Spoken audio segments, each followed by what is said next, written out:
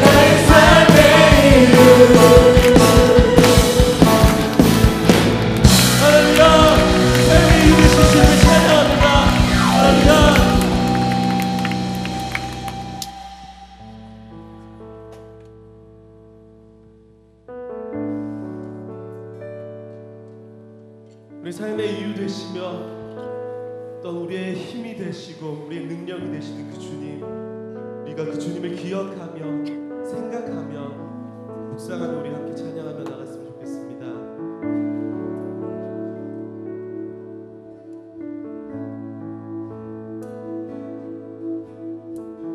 모든 능력과 모든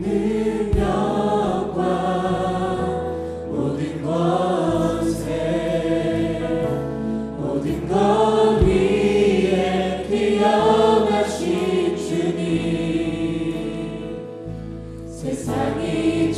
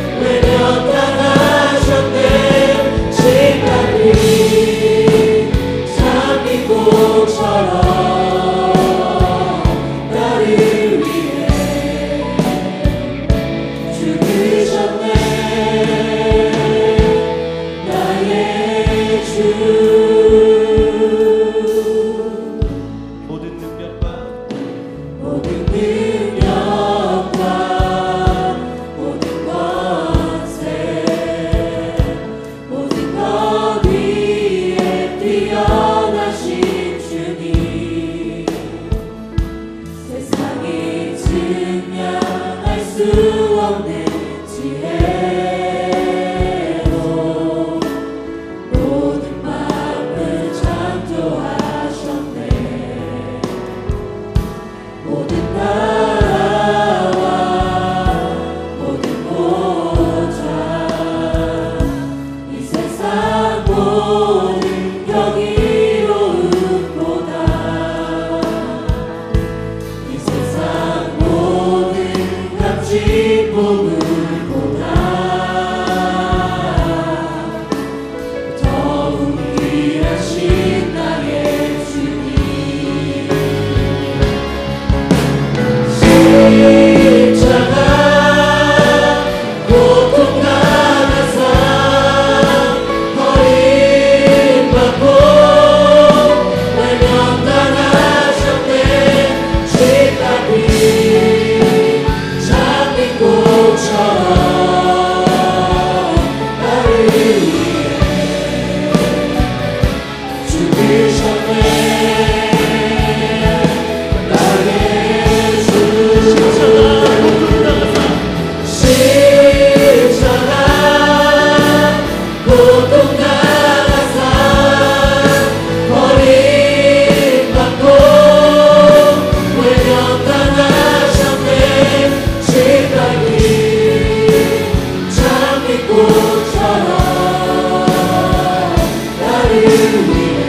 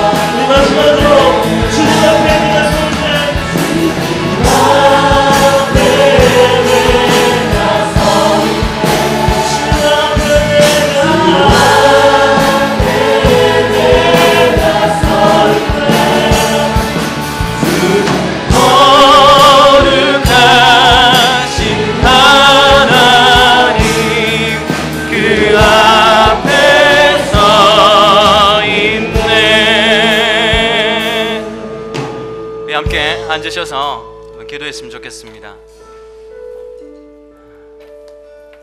하나님, 이 시간에 주님 앞에 나와서 예배합니다. 예배 가운데 하나님의 임재를 경험하는 예배가 되게 해주시고 하나님의 참되신 말씀이 온전히 전해질 수 있도록 하나님 역사해 주십시오. 같이 예배를 놓고 같이 한번 기도했으면 좋겠습니다. 한번 기도하겠습니다. 하나님 아버지, 시간 기도합니다. 우리 예배 가운데 하나님의 임재를 경험하길 원합니다. 주의 진리의 말씀만이 온전히 선포되어질 수 있도록 하나님 역사해 주시고 하나님이 예배가 하나님의 임재를 경험하며 하나님께서 친히 말씀하시는 그 예배가 되기를 간절히 원합니다. 하나님 아버지, 우리 가운데 함께해 주시옵소서.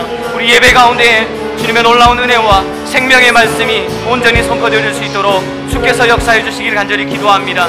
하나님 아버지, 우리의 연약함을 알고 계시오니 우리에게 가장 필요한 말씀, 우리에게 적합한 하나님의 말씀이 하나님이 강단에서 선포되어 줄 수 있도록 인도하여 주옵소서. 우리를 하나님 아버지 붙잡아 주셔서 우리가 사모하는 마음으로 주님을 바라보게 하시고 하나님 사모하는 마음으로 주의 말씀을 바라볼 수 있는 저들 되게 하여 주시옵소서. 우리의 눈과 귀를 여시고 하나님 그 말씀이 들리는 귀한 은혜 시간 될 수 있도록 주께서 역사하여 주시기를 간절히 기도합니다. 시간 예배 가운데 함께하여 주시옵소서.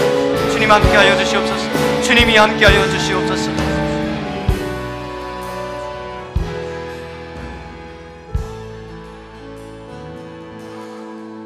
주슬기 형제님 나오셔서 대표기도 하시겠습니다. 기도하겠습니다. 사랑하고 경외하는 하나님, 주님께 찬양할 수 있음을, 기도할 수 있음을, 예배드릴 수 있게 하심을 감사드립니다. 한 주 동안 우리 민족의 큰 명절인 설을 보냈습니다. 믿음의 가정에서는 더욱더 합심하여 선을 이뤄가는 믿음과 사랑의 가정이 되게 하시며 주님을 믿지 않는 가정에서 믿음을 지켜나가고 있는 이들에게는 그들이 복음의 통로, 축복의 통로가 되어서 믿음의 가정이 될 수 있도록 일하여 주시옵소서.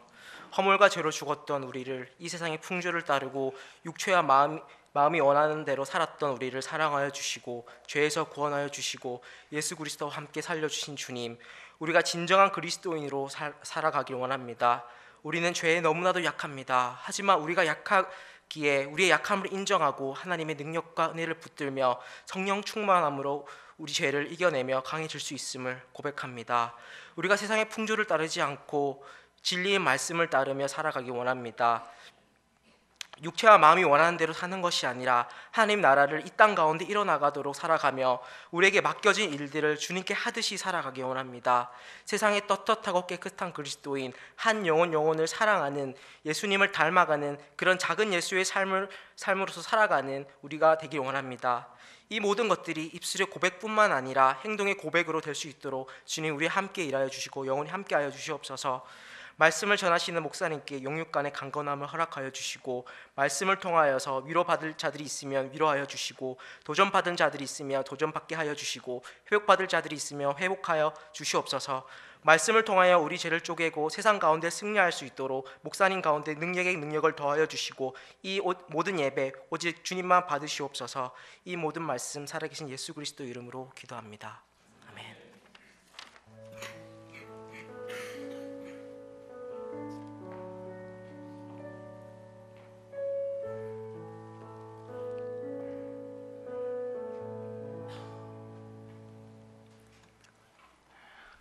함께 보실 말씀은 신명기 1장 19절에서 33절 말씀입니다. 신명기 말씀 1장 19절에서 33절 말씀을 함께 보시겠습니다.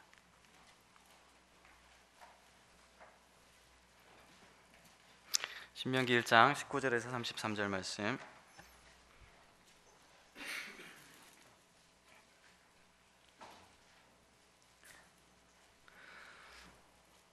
제가 말씀한 절 읽고 여러분 읽고 교독하도록 하겠습니다.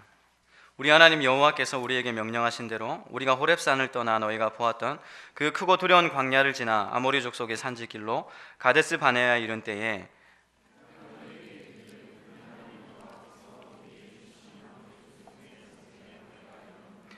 너희의 하나님 여호와께서 이 땅을 너희 앞에 두셨은즉 너희 조상의 하나님 여호와께서 너희에게 이르신 대로 올라가서 차지하라. 두려워하지 말라, 주저하지 말라 한즉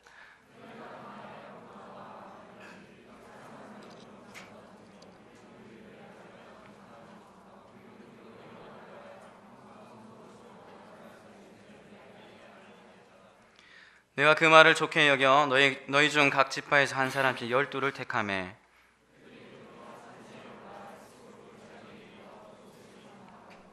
그 땅의 열매를 손에 가지고 우리에게로 돌아와서 우리에게 말하여 이르되 우리의 하나님 여호와께서 우리에게 주시는 땅이 좋도라 하였느니라.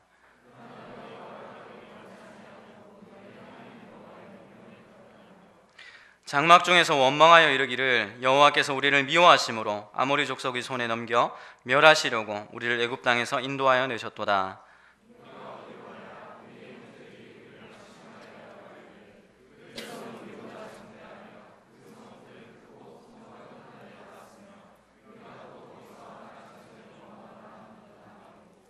내가 너희에게 말하기를 그들을 무서워하지 말라 두려워하지 말라.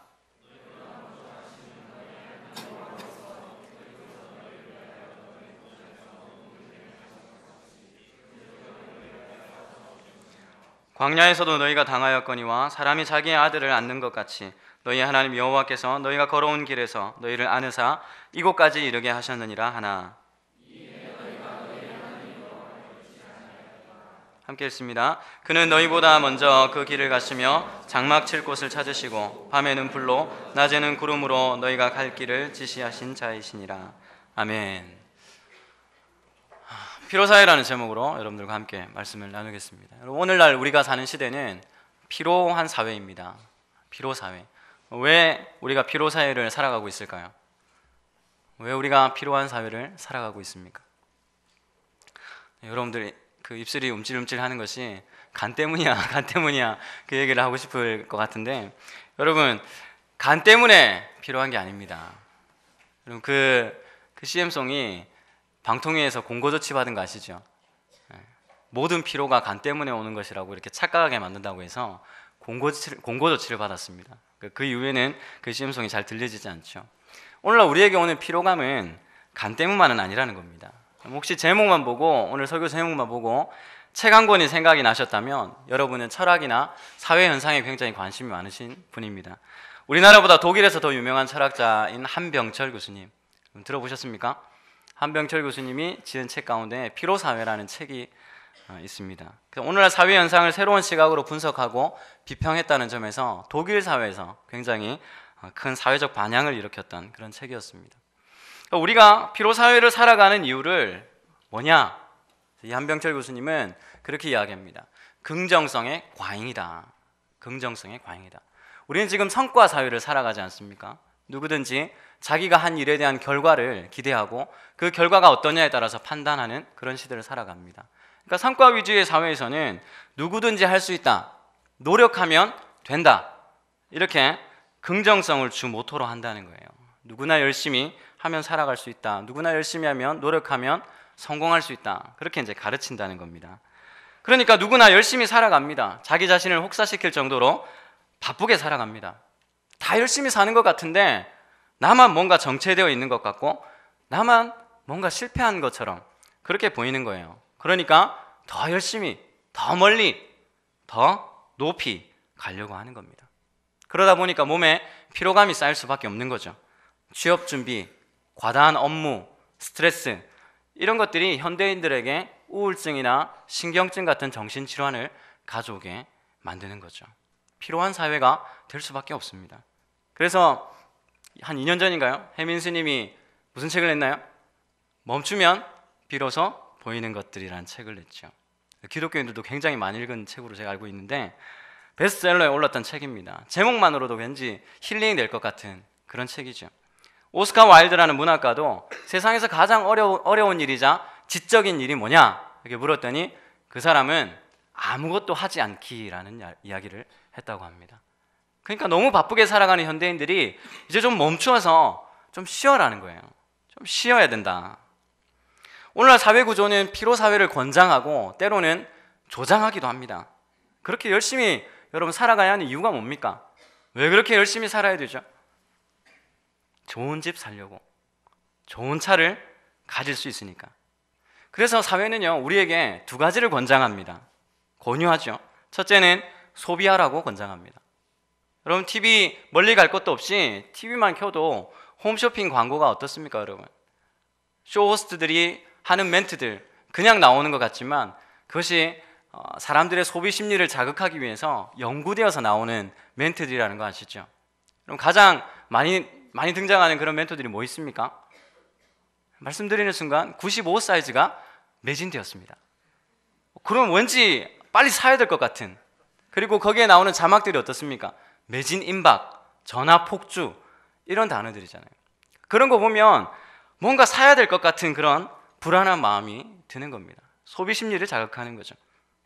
꼭 그걸 사야 될 것 같이. 첫 번째는 소비를 권장합니다. 두 번째는요, 빚을 권장하는 거예요. 하루 종일 있어도 저한테 누가 문자 하나 보내준 사람 없습니다. 그런데 꼬박꼬박 문자를 보내주죠. 백동희 고객님은 1,000만 원 대출이 가능하십니다. 문자가 오는 거예요. 빚 권하는 사회입니다. 왜 그렇습니까? 왜 빚을 우리에게 권할까요? 자본주의의 기반이 빚이기 때문이죠.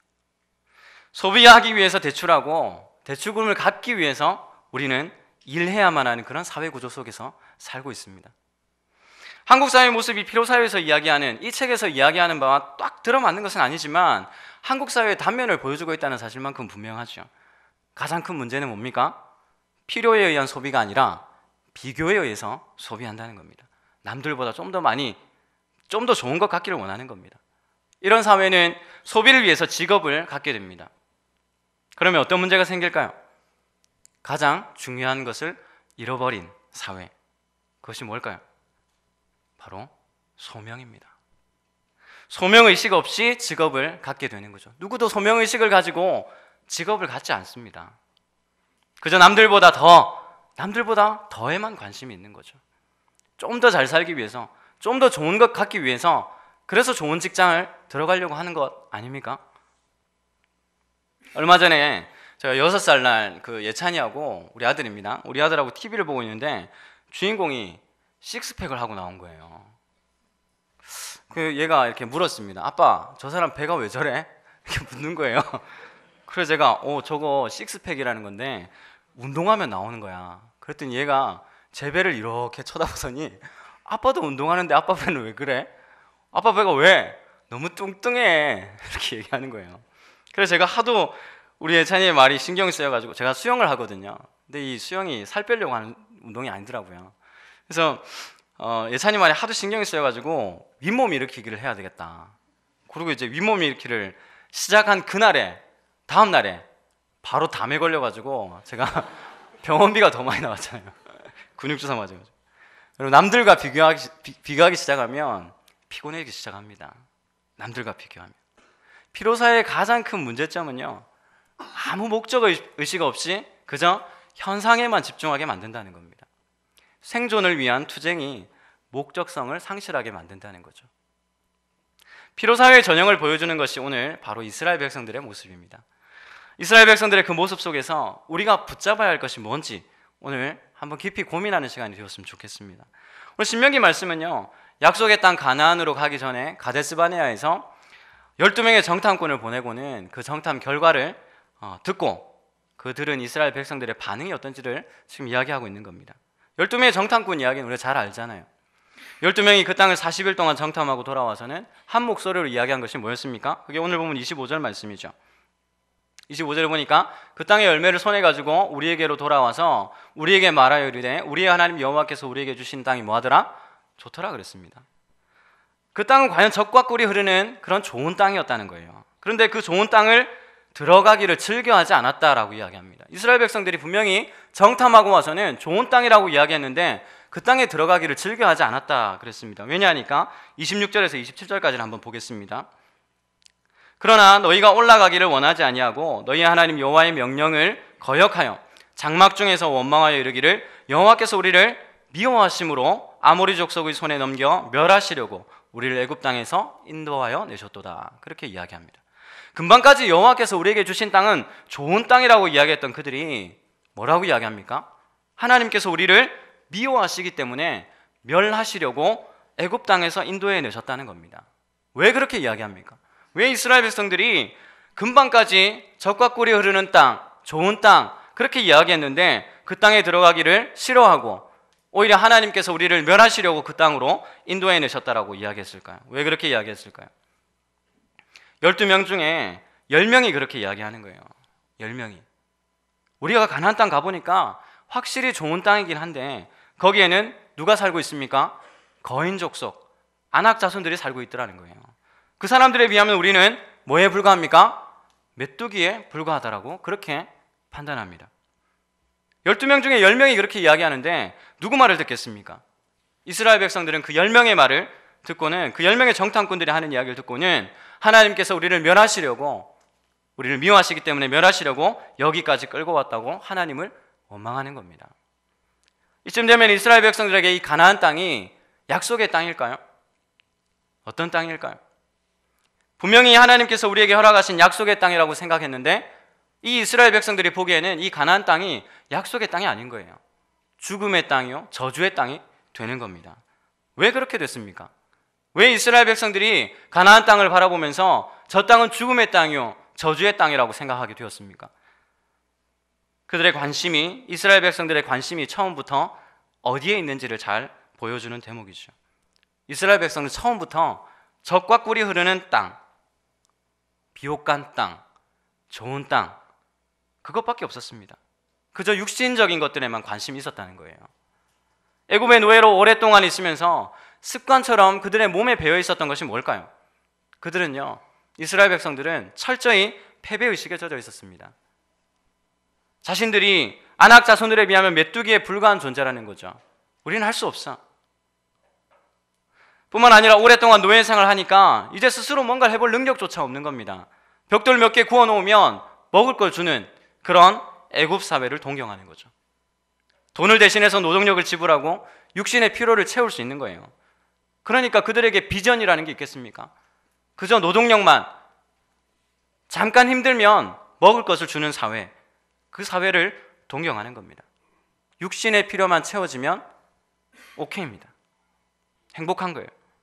그렇게 패배의식과 노예 생활이 습관처럼 배어있는 사람들에게 보이는 것이 뭐겠습니까? 가나안 땅에 살고 있는 사람들에 비하면 자신들은 그냥 메뚜기에 불과하다. 자신들이 가지고 있는 것이 없고 이길 수 있는 능력도 없다는 겁니다. 그러니까 오히려 하나님을 원망하게 되는 거죠. 하나님을 원망하는 이스라엘 백성들의 모습이 사실 이번이 처음은 아닙니다. 애굽을 탈출하고 출애굽하고 나서 40년 동안 광야 생활하면서 이스라엘 백성들이 불평한 것이 뭐였습니까? 뭘 불평했습니까? 물이 없고 먹을 것이 없다는 것이었습니다. 물이 없어서 못 가겠다는 거예요. 고기가 없어서 못 가겠다는 거예요. 얼마나 유아기적인 발상입니까? 먹을 것이 없다는 거예요. 물론 그럴 수 있죠. 오늘 내게 채워지지 못한 것 때문에 불평할 수 있습니다. 하나님 이거 좀 채워주십시오. 할 수 있습니다. 그런데 그 불평이 다다른 것이 어디였습니까? 불신앙이었습니다. 광야에서 물이 없어서 2번 불평하는 장면이 나오는데 그 한 장면이 바로 민수기 20장 2절, 4절, 5절입니다. 제가 한번 읽어보겠습니다. 2절부터 회중이 물이 없으므로 모세와 아론에게로 모여드니라. 너희가 어찌하여 여호와의 회중을 광야로 인도하여 우리와 우리 짐승이 다 여기서 죽게 하느냐. 5절 너희가 어찌하여 우리를 애굽에서 나오게 하여 이 나쁜 곳으로 인도하였느냐. 이곳에는 파종할 것이 없고 무화과도 없고 포도도 없고 석류도 없고 마실 물도 없도다. 그렇게 이야기합니다. 마실 물이 없어서 불평하던 그들이 모세와 아론에게 몰려든 거예요. 그리고는 우리를 왜 여기까지 끌고 와서 죽게 하냐, 왜 애굽에서 우리를 끌어내서 이 나쁜 곳으로 인도했냐라고 이야기합니다. 이 나쁜 곳이라는 말은요, 악한 곳이라는 뜻입니다. 여러분, 그들을 이 땅으로 인도하신 분이 누굽니까? 하나님 아닙니까? 하나님이잖아요. 하나님께서 이스라엘 백성들을 악한 곳으로 이끌어 오셨다는 겁니다. 불신앙이죠. 그들의 불평이, 물이 없어서 불평하고 먹을 것이 없어서 불평하던 그들의 불평이 다다른 곳이 바로 하나님 이제 더 이상 믿지 못하겠다는 겁니다. 하나님이 우리를 나쁜 곳으로, 악한 땅으로 인도해 내셨다는 겁니다. 광야 40년 동안 그들은 전혀 변한 것이 없습니다. 늘 그들 앞에 있는 배고픔과 목마름에만 관심이 있는 거예요. 그러니까 오늘 하나님께서 가나안 땅을 보여주시면서 내가 너희에게 허락한 땅 가나안으로 들어가기를 두려워하지 말고 주저하지도 말라고 그렇게 말씀하시는데 그 말씀이 귀에 안 들리는 거예요. 가나안 땅을 육신의 눈으로만 보기 시작하면 없는 것만 보입니다. 없는 것만 보이는 거예요. 불평불만이 생기고 더 나아가서는 불신앙에 이룰 수밖에 없는 것이죠. 광야 40년 동안 물이 없고 먹을 것이 없습니다. 이제 가나안 땅에 들어가기 직전이 되니까 그들에게는 아낙 자손들을 이길 힘도 없고 가나안 땅을 들어갈 수 있는 능력이 전혀 없는 거예요.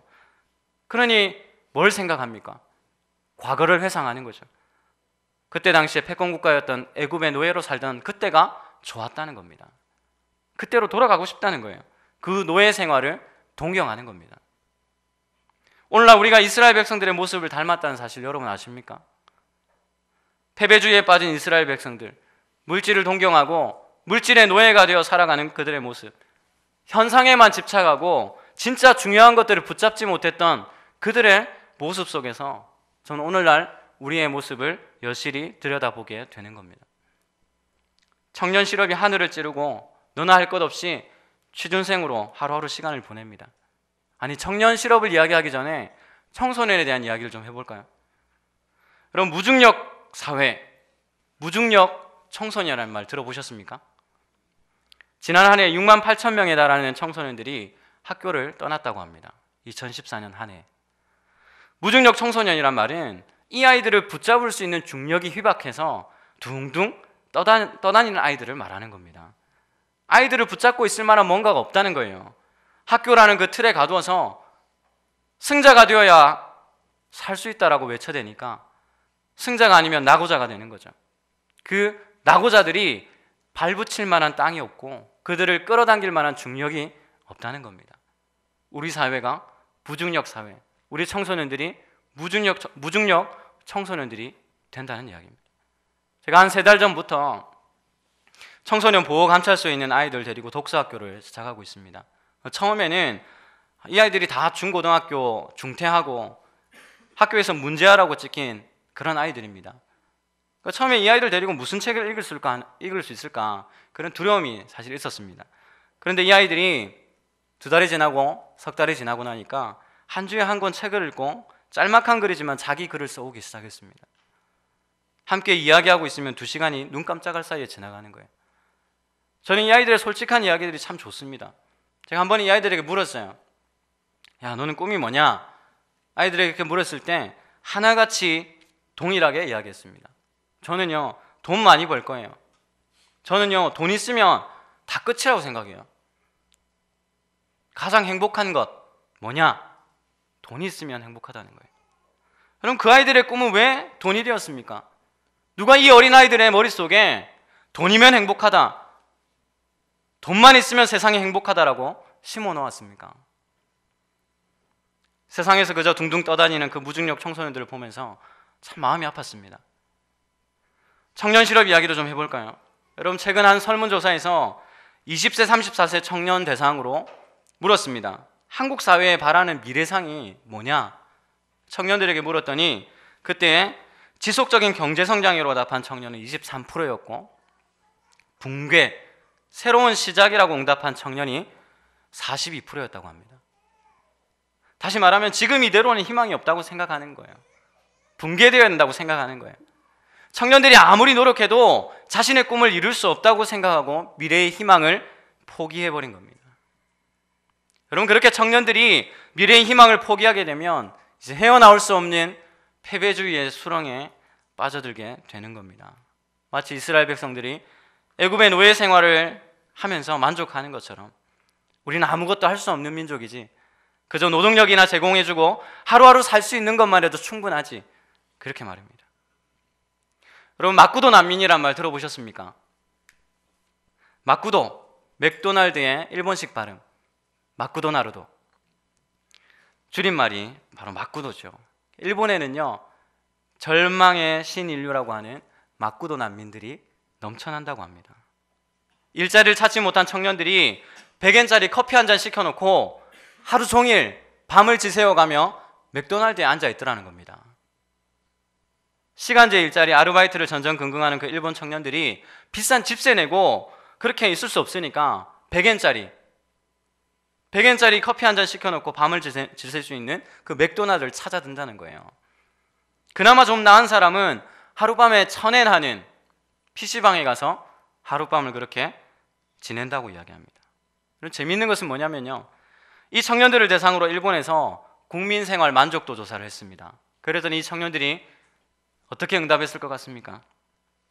청년들의 70% 이상이 현재 생활에 만족한다, 그렇게 이야기했답니다. 왜 지금 그 현재 생활에 만족하냐라고 물었을 때 왜 그렇게 답했는지 이유를 물어보니까 희망이 없기에 행복하다, 그렇게 이야기를 했더라는 거예요. 희망 고문하지 말라는 겁니다. 여러분, 마치 이 사람들이 득도한 것처럼 난 아무것도 없어도 행복하다, 그렇게 생각하는 것처럼 보이죠. 이 사람들을 사토리 세대라고 합니다.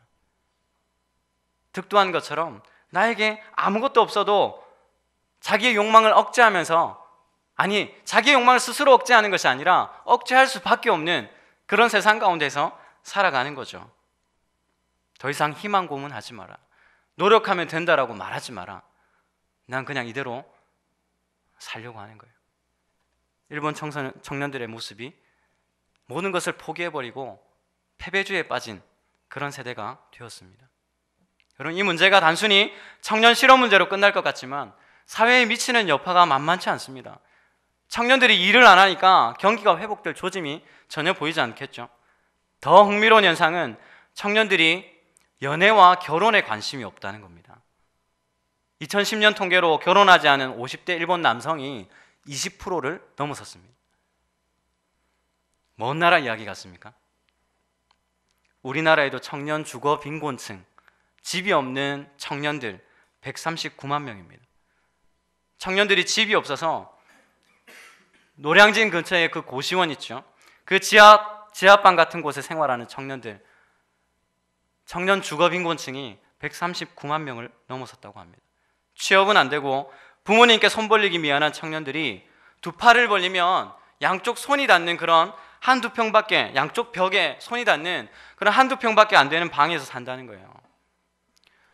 이 사람들의, 이 청년들의 소박한 꿈이 뭔지 아십니까? 취직해서 창문 있는 집에 살고 싶다는 겁니다. 문제는 우리나라 청년들도 일본 청년들처럼 그렇게 이야기한다고 합니다. 내가 결혼이나 할 수 있을지 모르겠다. 그렇게 이야기해놓고, 그렇게 잘 설교 준비를 해놓고 오늘 아침에 신문을 보는데 핫 키워드에 뭐가 있었냐면 현재 구직을 포기한 사람이 50만 명이 넘었답니다. 우리나라예요. 한국 사회에도 결혼을 안 해도 된다고 생각하는 사람이 40%랍니다. 놀랍지 않습니까, 여러분? 자, 그럼 해결책이 어디에 있을까요? 해결책이 어디에 있습니까? 마치 이 사회는 취업해서 직장 생활을 하고 어느 정도 먹고 살만해지면 해결된다고 생각하게 만듭니다. 이런 사회 문제는 경제만 살면 되는 거 아니야? 마치 모든 것이 경제에 있는 것처럼 그렇게 이야기합니다. 그저 먹고 살만해지면 되는 것처럼 육신적인 것만 추구하라고 부추기는 거예요. 돈 빌려줄게. 돈 빌려주면 차 사고 집 사고 하면 되지 않냐? 일어나는 현상만 보게 하고 생존을 위한 투쟁으로 내몰아버리는 그런 사회입니다. 1953년에 화씨 451이라는 책이 한 권 나왔습니다. 화씨 451, 화씨 451도, 이것은 책이 불타는 온도를 말하는 거예요. 혹시 보신 분이 있는지 모르겠는데 영화도 나왔습니다. 미래 사회의 소방관은, 지금 우리 소방관은 불 끄는 일을 하지만 미래 사회의 소방관은 불을 끄는 일을 하는 것이 아니라 오히려 불을 붙이는 일을 합니다. 어디에 불을 붙일까요? 책에다 불을 붙이는 거예요. 책을 다 불태워버리는 일을 합니다. 사람들로 하여금 책을 못 읽게 하는 거예요. 책을 읽는 것이 독서가 불법인 사회, 책을 다 불태워버리는 거예요. 책을 읽으면 잡아가는 거예요. 왜? 책을 읽으니까 사람들이 생각을 하더라는 겁니다. 사람들이 감상에 빠지고 생각을 하기 시작하니까 불평불만이 생기고 비판하더라는 거예요. 그래서 세상의 모든 책을 불태워버립니다. 생각하지 않으면 생각당한다는 말이 있어요. 그러나 생각하지 못하게 만드는 세상에서도 생각하려고 몸부림치는 그런 소수가 있었습니다. 책을 아예 달달 외워버리는 거예요. 그래서 어떤 사람은 토마스 모의 유토피아를 다 외워버립니다. 성경책을 어떤 사람은 다 외웁니다. 그리고서는 그 외운 책들을 서로에게 읽어주는 거예요. 파스칼의 팡세를 외워서 이렇게 줄줄줄 읽어주는 겁니다. 북피플이 생겨나게 된 거예요. 1950년대에 나온 영화치고는 미래를 정말 잘 봤다는 생각이 듭니다. 오늘날 생각하고 고민하고 비전을 품고 소명을 가지는 것을 방해하는 것들이 지천에 널려 있지 않습니까? 그럼 최근 부산 지역에 있는 대학교에서 철학과가 다 사라져 버렸습니다. 오직 부산대만 철학과가 남아있죠. 인문학 열풍이 불었는데 왜 철학과가 사라지는 이유가 뭘까요? 전 궁금했습니다. 한 교수님에게 물었습니다. 왜 인문학 열풍이 분다고는 하는데 철학과가 사라지고 있습니까? 그 교수님이 하시는 말이 그 인문학이 아니더라는 거예요. 사람들은 그냥 얄팍한 지식에 관심이 있지 깊이 있게 생각하고 깊이 있게 연구하는 거는 안 하려고 한다는 거예요. 생각 안 하려고 하는 거예요. 제가 너무 부정적인 이야기만 했습니까? 현실입니다. 그러면 우리는 어떻게 해야 될까요? 이제 그 이야기를 좀 해보려고 합니다. 이스라엘 백성들이 그저 먹고 사는데 정신이 팔려서 보지 못한 것이 있었다는 거예요. 그들이 잊고 있었는지 아니면 의도적으로 잊어버렸는지 잘 모르겠습니다. 그것은 하나님께서 왜 그들을 가나안 땅으로 이끌어 가셨는가 하는 것입니다. 왜 이스라엘 백성들 하나님께서 가나안 땅으로 이끌어 가셨을까요? 우리는 가나안 땅 하면 어떤 생각합니까? 아, 그 땅, 약속의 땅. 그 땅이 하나님께서 우리에게 주시기로 한 약속의 땅이지. 아, 그 땅, 젖과 꿀이 흐르는 땅이지. 그렇게만 생각합니다. 여러분, 왜 하나님께서 가나안 땅으로 그들을 인도하셨습니까? 이스라엘 백성들이 그저 젖과 꿀이 흐르는 그 가나안 땅밖에 보지 못했지만 가나안 땅으로 들어가야 할 분명한 이유와 목적이 있었습니다. 젖과 꿀을 쫓아 가나안 땅으로 들어갔던 이스라엘 백성들이 어떻게 되었겠습니까?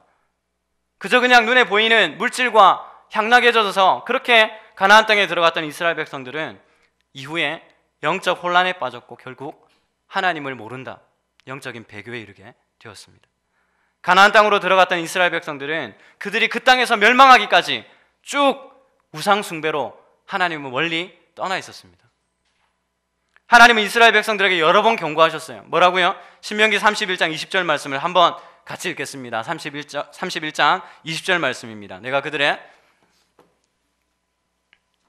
안 띄워주십니까? 네. 제가 읽어볼게요. 한번 찾아보십시오. 신명기 31장 20절입니다. 내가 그들의 조상에게 맹세한 바 젖과 꿀이 흐르는 땅으로 그들을 인도하여 드린 후에 그들이 먹어 배부르고 살찌면 돌이켜 다른 신들을 섬기며 나를 멸시하여 내 언약을 어기리니 그랬습니다. 그 사람들이 이 가나안 땅에 들어가서 먹고 살만하니까 하나님을 잊어버린다는 거예요.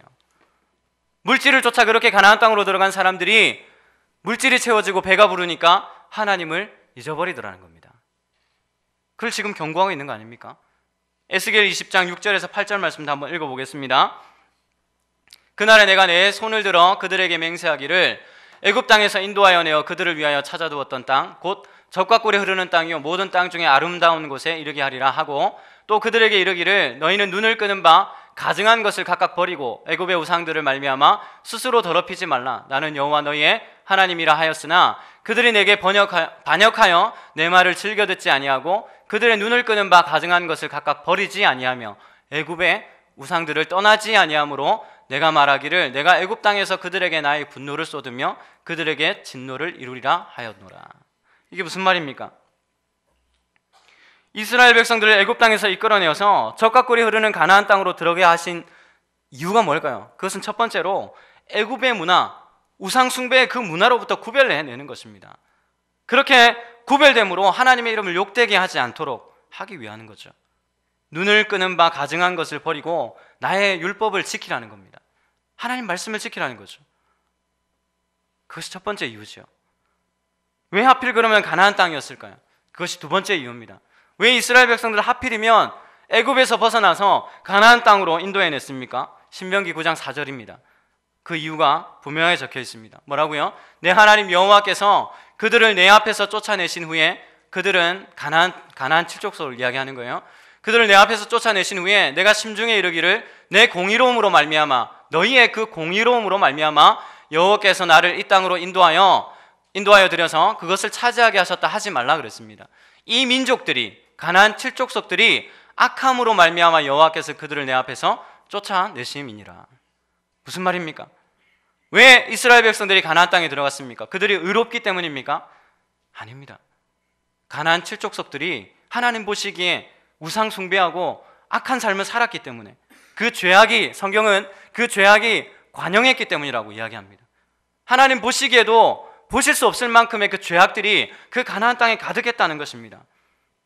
이것 때문에 하나님께서 이스라엘 백성들을 애굽으로부터 구별을 내시고 가나안 땅으로 이끌어 가신 것입니다.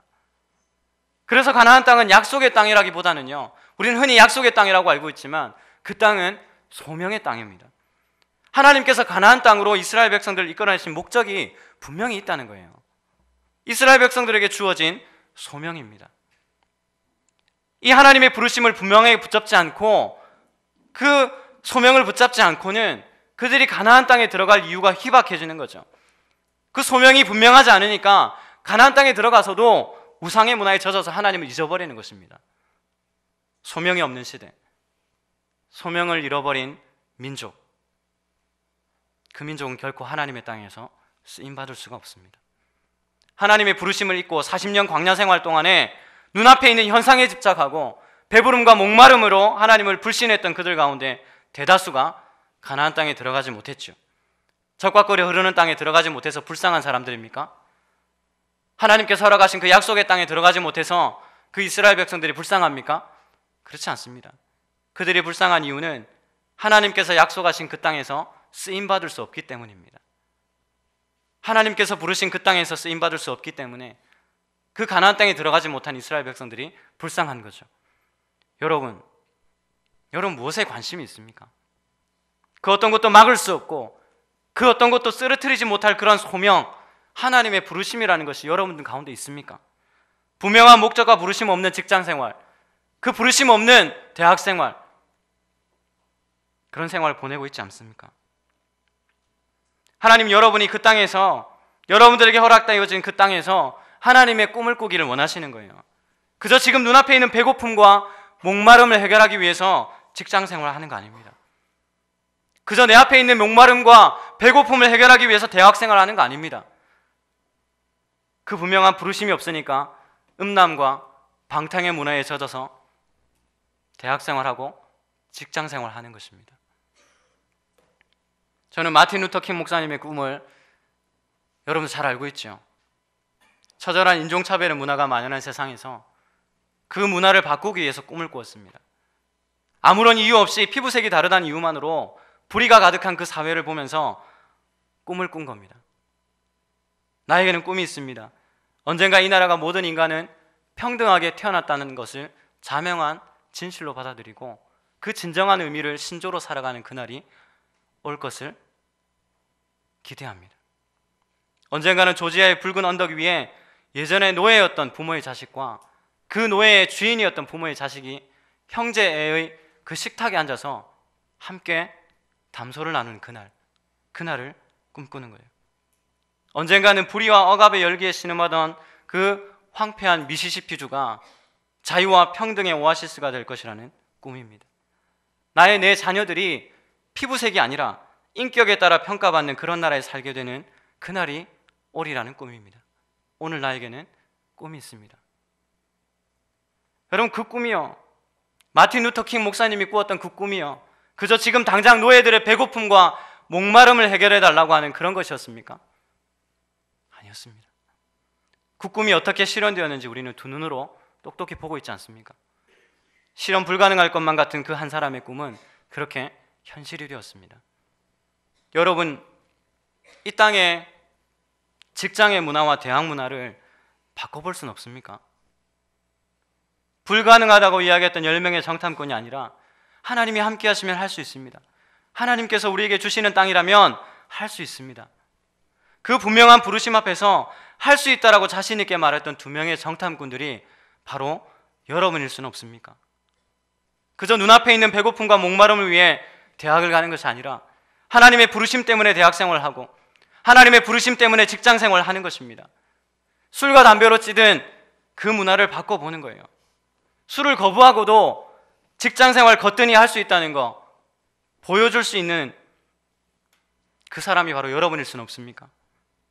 남자 여자가 건전하게 교제할 수 있다는 것을 남자 여자가 그렇게 건전하게 교제하는 것이 어떤 것인지 보여줄 수는 없습니까? 다른 어떤 사람보다도 바로 여러분이 조금 더 손해보고 조금 더 희생할 수는 없습니까? 다른 사람이 다 미워하고 싫어해도 여러분은 좀 사랑해 줄 수 없습니까? 피로사회를 살아가는 이 시대의 사람들에게 꿈꾸는 그리스도인의 모습을 분명히 보여줄 수는 없습니까? 다 돈을 위해서 의사가 되고 다 돈을 위해서 정치인이 되어도 하나님의 부르심을 붙잡고 분명한 소명으로 하나님께 쓰임받는 그리스도인이 여러분일 수는 없습니까? 여러분이 지금 밟고 있는 그 땅은 소명의 땅입니다. 여러분 각자에게 주어진 하나님의 부르심을 발견하고 묵묵히 그 부르심을 따라 걸어가는 저와 여러분이 되었으면 좋겠습니다. 안 된다 말하는 그 세상에서 된다는 것을 보여주는 여러분 되시기를 주님의 이름으로 축복합니다. 주님 다시 오실 때까지 우리 찬양하면서 여러분이 가는 그 길은 좁은 문이고 좁은 길입니다. 그러나 이 찬양하면서 여러분 말씀 생각하시면서 여러분의 가슴으로 한번 결단했으면 좋겠습니다. 여러분의 대학생활, 여러분의 직장생활이 힘들다는 거 잘 알고 있습니다. 너무 힘든 생활을 하고 있죠. 너무 어려운 시대를 살아가고 있습니다. 그럼에도 불구하고 하나님의 부르심 때문에, 하나님께서 나를 그곳으로 부르셨기 때문에 잘못된 문화를 바꿔갈 수는 없습니까? 한번 결단하는 마음으로 우리 찬양 같이 한번 했으면 좋겠습니다. 주님 다시 오실 때까지 함께 찬양하겠습니다.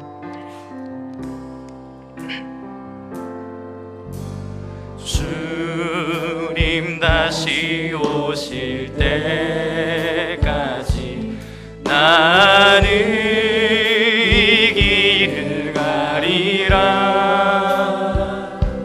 좁은 문, 좁은 길, 나의 십자가 지고 나의 가는 이 길 끝에서 나는 주님을 보리라. 영광의 내 주님 나를 맞아주시. 주님 다시 오실 때까지 나는 일어나 달려가리라. 주의 영광 온 땅 덮을 때 나는 일어나 노래하리. 내 사모하는 주님 온 세상 구주시라. 내 사모하는 주님 영광의 왕이. 우리 한 번 더 믿음으로 고백합니다. 주님 다시 오실 때까지, 주님 다시 오실 때까지 내가 이 길을 걸어가겠습니다. 고백합니다. 일어나 달려가리라. 주님 영광 온 땅 덮을 때 나는 일어나 노래하리. 나의 사모하는 주님, 내 사모하는 주님 온 세상 구주시라. 내 사모하는 주님 영광의. 한 번 더 믿음으로 고백합니다. 내 사모하는 주님, 내 사모하는 주님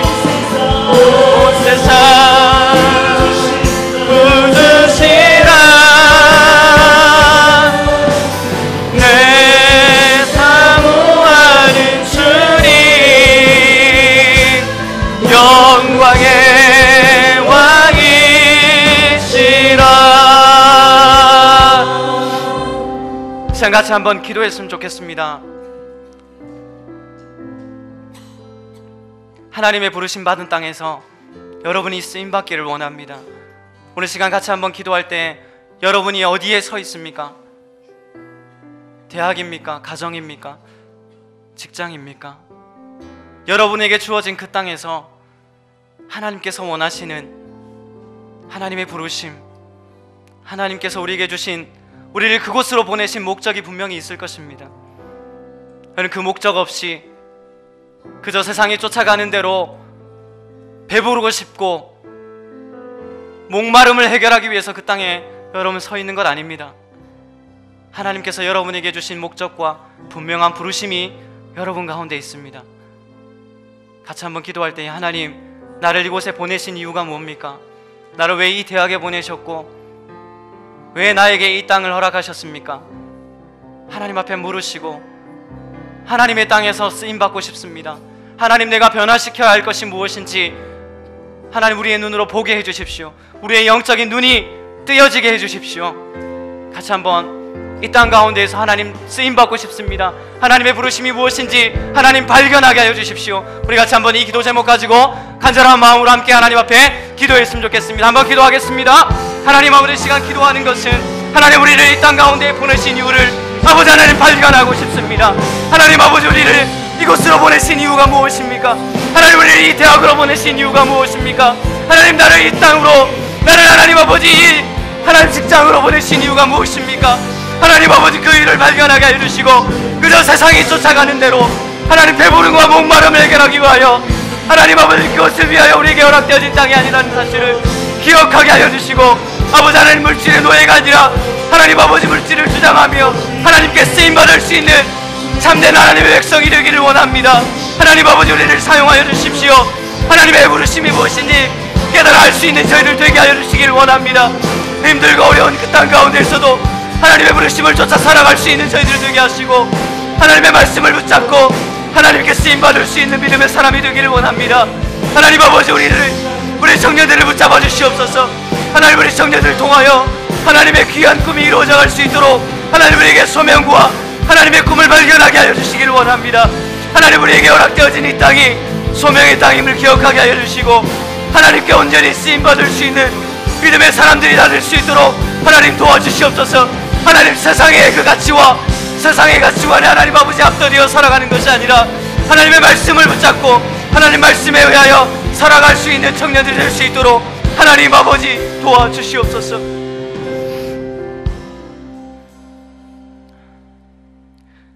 하나님의 말씀을 붙잡고 살아가기가 참 힘든 시대를 살아가고 있습니다. 하나님, 우리 청년들을 붙잡아 주셔서 하나님의 말씀대로 사는 것이 어떤 삶이요, 그렇게 살 때에 하나님께서 우리에게 어떻게 축복하시는지를 경험하기를 간절히 원합니다. 우리에게 허락되어진 땅, 직장과 가정과 대학과 만남 가운데 하나님 함께 하셔서 그곳에서도 하나님의 영광을 나타낼 수 있는 참된 주님의 제자들이 다 되기를 간절히 소망합니다. 특별히 하나님, 그냥 오지 않고 귀한 물질을 하나님 앞에 올려드립니다.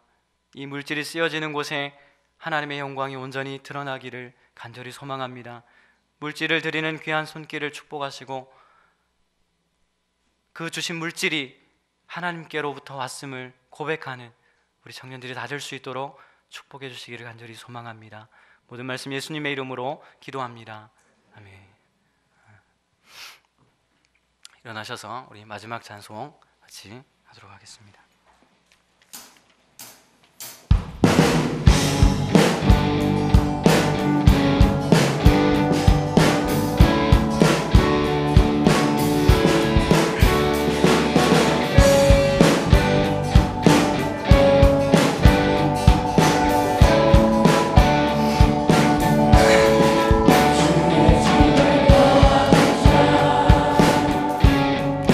항상 칭찬 소망이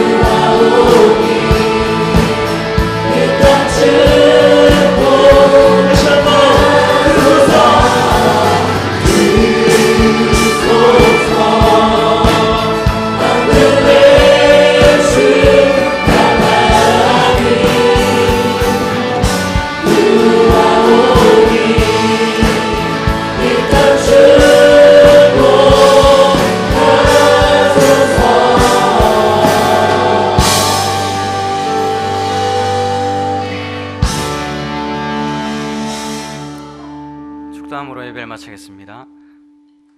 지금은 우리 구주 예수 그리스도의 은혜와 하나님 아버지의 무한하신 사랑하심과 성령의 위로 교통 충만하신 역사가 우리에게 허락되어진 이 소명의 땅에서 하나님의 꿈을 꾸고 하나님께 쓰임받기를 다짐하는 우리 청년부 머리 위에 영원토록 함께 있을지어다. 아멘.